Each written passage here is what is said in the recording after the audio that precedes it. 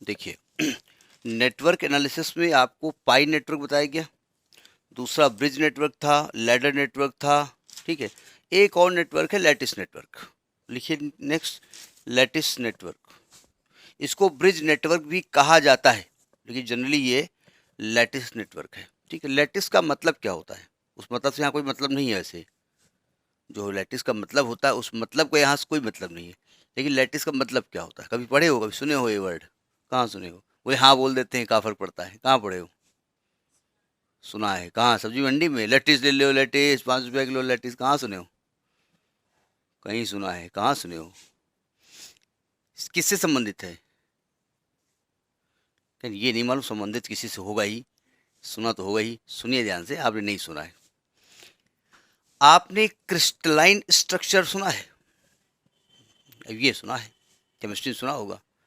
कोई चीज़ है, आप एक कंकड़ ले लीजिए, पत्थर टाइप का कंकड़, उबड़ खाबड़ होता है ना, तो ये क्रिस्टलाइन स्ट्रक्चर होता है। क्रिस्टल होते हैं, किसी भी शेप के हो सकते हैं, जैसे खड़ा नमक। कभी खड़ा नमक सुना है? देखे हो कभी? तो नमक कैसे स्ट्रक्चर का होता है? उटपटांग टाइप का होता है शेप। लैटिस में क्या होता है, कभी आपने देखा हो कोई स्टील की या लोहे की शीट हो, तो एक एक परत, फिर दूसरी परत, तीसरी परत, उसको लैटिस कहा जाता है। यहाँ उस लैटिस का कोई मतलब कुछ नहीं है। तो लिखिएगा, अ lattice network is a symmetrical and balanced network. A lattice network is a symmetrical and balanced network with 4 arms। 4 arms होती हैं, उसमें हम रेजिस्टेंस लगाते हैं, ठीक है, उसमें करंट सप्लाई करते हैं, और उस जिस शेप में हम लगाते हैं उसको हम लैटिस नेटवर्क कहते हैं। क्या लिखा? Lattice network is a symmetrical and balanced network with 4 arms. कैसा होता है नेटवर्क, समझिएगा। एक तो ये आपका रेजिस्टेंस होता है, इसको इम्पीडेंस कहते हैं ना। इम्पीडेंस क्यों कहते हैं?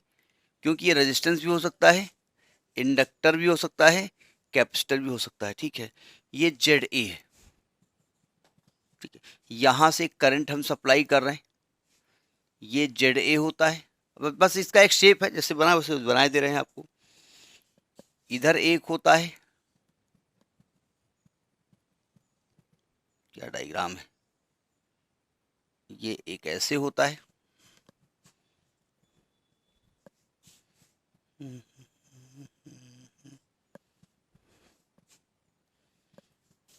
यहाँ से होता है, ये एक होता है। अब ये आप बताओ ये क्या बना हुआ है? बोले अभी बनाया हो तुम, हो तुम बताओ ना। हम यही तो हम जानना चाहते हैं, आप ये जानते हो नहीं जानते हो? एक यहाँ होता है, इसका नाम जेड ए है, जेड बी है, ये जेड ए है, ये भी जेड ए होता है, इसकी वैल्यू वही होती है। ये जेड बी होता है, ये भी जेड बी होता है। इसका मतलब क्या होता है? बोले लैटिस है, लैटिस में ऐसे कुछ होता होगा टेढ़ा मेढ़ा, नहीं मालूम आपको? Very good. क्लास इंटरमीडिएट में या क्लास 10th में जब सर्किट हम जोड़ते थे, देखिए इधर जैसे ये तार ये है, दूसरा तार ऐसे कर जाता है, नहीं इसको टच नहीं कराता, निकल गया है, बिना टच करे हुए उसको हम निकालेंगे, ठीक है। यानी ये इसको टच नहीं कर रहा, ये जो लाइन है इसको टच नहीं कर रही है। तो इस प्रकार से ये जेड ए इक्वल होते हैं, ये जेड बी इक्वल होते हैं। ये इस प्रकार का जो नेटवर्क होता है इसको हम लैटिस नेटवर्क कहते हैं, ठीक है। यहाँ पर बना लीजिए, फिर बात कीजिए। यहाँ जेड ए को हम कहते हैं सीरीज आर्म, तो यहाँ लिख दो arm Z A series arm. Arm Z A को कहते हैं सीरीज आर्म, इसका नाम है। इंजीनियरिंग में इसको पढ़ाया जाता है, इंजीनियरिंग में जब मतलब एडमिशन लोग लेते हैं वहाँ इसका डिटेल स्टडी है। आपके यहाँ नहीं है वो, इसलिए उसके बारे में बात नहीं कर रहे हैं। और आर्म जेड बी जो है उसको शंट आर्म कहते हैं, शंट आर्म, शंट या डायगोनल आर्म। शंट, अब शंट वर्ड भी आप नहीं जानते होंगे, और diagonal arm, diagonal arm. Shunt सुने हो कहीं? बोले हम अंड संट सुने हैं। जैसे कोई बात होती कि वो अंट संट बक रहे थे, हाँ, तो अंट संट का मतलब ही वो संट से ही बना हुआ है वो। हमारे जो लोग थे ना पुराने लोग, वो अंग्रेजी उनको नहीं आती थी, लेकिन वो उस शब्द पकड़ लेते थे। संट में क्या होता है, जैसे ये गैलोमीटर है, ठीक है। अब गैल्वेनोमीटर में क्या होता है, इधर से करंट आनी है, इधर से करंट निकल जानी है, और इसके अंदर से होते हुए करंट जाएगी और ये रीड करेगा इसको, करंट को। तो मान ले बहुत हाई करंट फ्लो हो जाए गैल्वेनोमीटर में, तो गैल्वेनोमीटर वो करंट जो है झेल नहीं पाएगा। तो हम क्या करते हैं, डायरेक्ट करंट को ऐसे जोड़ देते हैं, ऐसे, यानी ये करंट ऐसे चली जाए, गैल्वेनोमीटर के अंदर जा ही ना, उसी को शंट कहते हैं। ठीक है। अब अंट शंट क्या होता है, जैसे कोई चीज़ आपने सुनी, ये गैल्वेनोमीटर आपका है, यहाँ से करंट शुरू हुई बातचीत, यहाँ से निकली, यानी पूरी इससे होते हुए गुजर गई, पूरी होते होते गुजर गई। अब आप घर पहुँचे और मम्मी जानते हो, फिर मम्मी ये हुआ, फिर मम्मी ये हुआ, फिर मम्मी ये हुआ, फिर थोड़ी बात मम्मी ये भी हुआ, यानी सब पूरा आपने वहाँ बता दिया। ठीक है। एक होता है कि यहाँ से गुजरे नहीं, ऐसे बात निकल गई। ठीक है। तो आप घर पहुँचे तो कह लो चाची के यहाँ गए थे, चाची कुछ अंट संट पक रही थी, लेकिन क्या कर नहीं, बड़ा अजीब हमको लगा, बड़ा अनसंट रो। क्यों? क्योंकि करंट इसके अंदर से गुजरी नहीं, ऐसे ऊपर चली गई। ऐसे होता नहीं होता है, तो वो ऐसे जो मतलब है वही वर्ड, तो इसको हम जेड बी को शंट आर्क कहते हैं। ठीक है। अब सर्किट कैसे बनाए जाएंगे, अब लिखो सर्किट, इसका लैटिस सर्किट कैसे बनता है। भाई करंट आपको देना है ना, तो सिंपल सी बात है, यहाँ